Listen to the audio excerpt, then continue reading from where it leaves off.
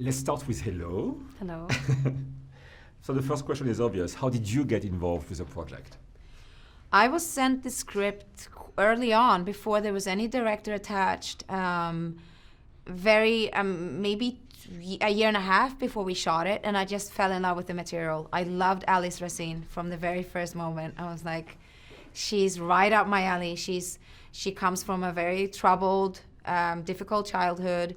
She managed to find a way to use her strength and her complicated personality into it. Becomes like her tool, and she reads people really well, and she's really good at what she does. And then something terrible happens in her past, and she's trapped in this kind of no man's land emotionally, and then this movie kind of brings her out again. So it's fantastic. It's a thriller, and it's a very, it was very surprising. It's unpredictable. I didn't know what was going to happen, and I just loved it. Tell me about Unlocked then. How would you present the movie? Unlocked is a spy thriller, but not at all what you expect. It takes turns and twists that are completely unpredictable, which I love, and it's fun. It's brutal. It's very raw. I always wanted to do like a Jason Bourne, but a female version, and she's a little bit of a sister to Jason Bourne, I would say. How would you describe your character? Who is Alice? Alice, she grew up in orphanage. She was a kind of homeless teen, a lot of energy, a lot of violence in her body. Always been fighting for her survival. Always been fighting to become something. She didn't have anyone, and then she got picked up by the CIA because she's very good at reading people and playing people. And then Michael Douglas' character trained me, so he's my mentor. And he's been guiding me through my professional life, but also sort of in life.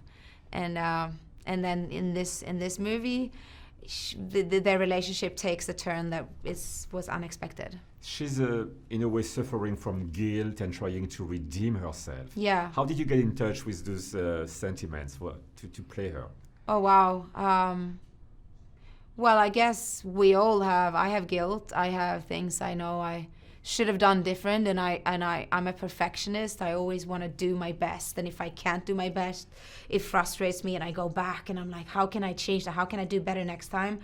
And her, the way she messed up or misread something, it had deadly consequences for a lot of people. So she's tortured emotionally.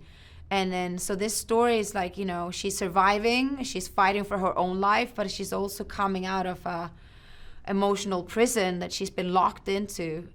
So it's a coming back to life, and like in the end, she's like back on the field and fighting back again. You said it yourself, she's like a female Jason Bourne. It's pretty rare to see such a strong female in a lead part. Mm-hmm.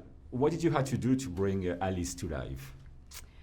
Well, I did a lot of physical training. I worked really hard with the stunt team.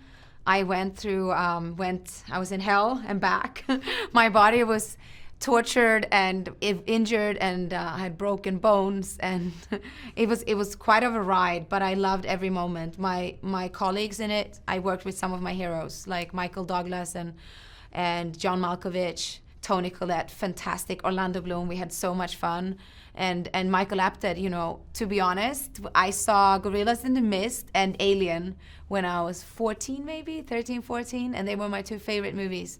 And now I worked with both those amazing, iconic directors. So it was a lot of dreams coming true.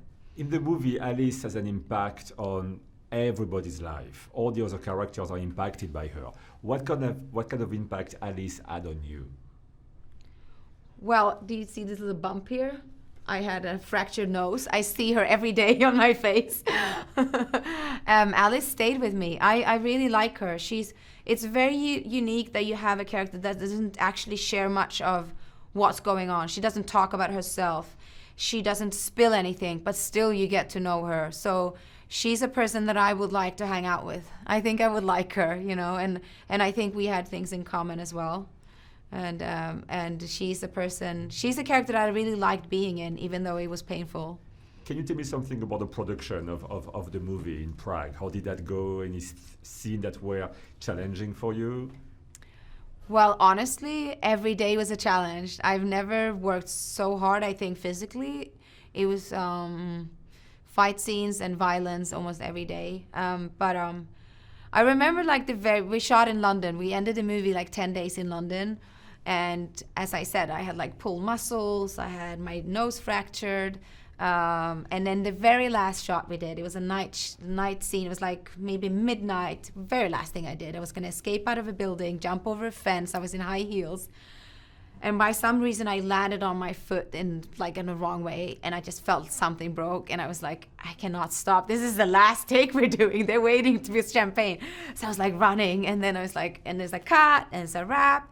And then I realized that I broke like a little bone in my foot and I couldn't be in high heels for months. So Alice stayed in me and she's still around. Thank you so much. Thank you. Hey, Vale here with some cool movie facts on the efforts some actors go to create the characters they play. For the role of Roger Kint, Kevin Spacey glued his fingers together in the film The Usual Suspects to give his left hand the feeling of paralysis. To prepare for his role in the film The Mask of Zorro, Antonio Banderas practiced with the Olympic fencing team in Spain for 4 months. Natalie Portman, for the role as Nina Sayers in Black Swan, trained with former New York City ballet dancer Mary Helen Bowers for up to 8 hours a day, 6 days a week for over a year ahead of shooting the film. Adrian Brody, for his role in The Pianist, gave up his apartment, sold his car and moved to Europe with only 2 bags, so he could get familiar with his character's discomfort. He also went on a crash diet and lost 30 pounds in 6 weeks, weighing 130 pounds at his lightest during shooting. Whoa. Okay, so if you want to watch more videos like this, hit the subscribe button and ring the notification bell so you receive the videos the moment they are online. Bye bye!